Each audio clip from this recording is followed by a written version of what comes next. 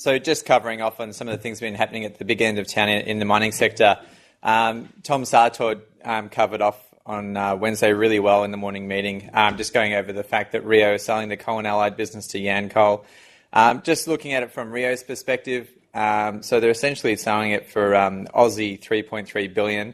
That's 10% above what we valued the coal and allied business at in our model. So it's certainly a positive, monetising what is quite a chunky non-core asset for Rio, especially given their real strong apparent disinterest in thermal coal.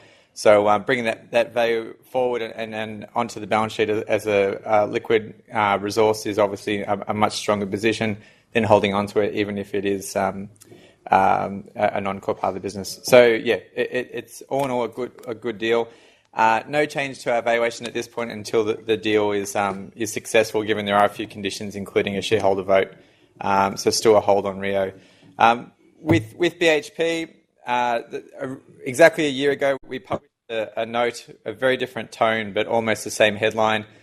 This time it's a dividend boost is likely a positive. A year ago it was a dividend cut is likely a positive.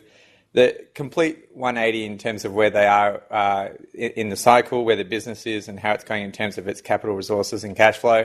At the moment, there's a real substantial increase in earnings, and that's really driving what we see as an increasingly buoyant picture for shareholder returns.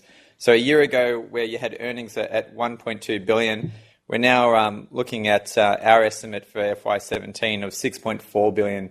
So it's an exceptionally big change, and with that will bring a lot of extra leeway for the dividend.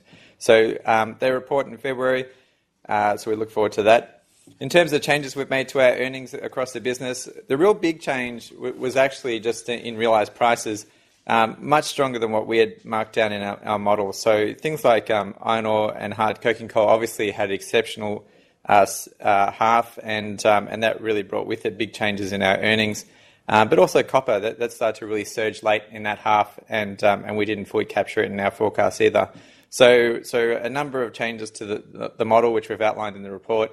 All in all, it boils down to an increase in our valuation to $27.24, which is roughly where the share price is. With BHP and Rio, I like both businesses a lot. The only thing is the strength we've had in share prices does take away some of that enthusiasm. I'm still hopeful that at any sign of significant volatility, especially in raw materials, even if it's unsustainable and they keep rising, any sign of volatility hopefully will kick in some significant profit taking, and that'll be a chance to get in at more delectable levels. So at the moment, just see both of them as probably well supported into their February results, just around the chance for higher dividends, but also fair value. So not running to buy them, but well worth holding both if you got them.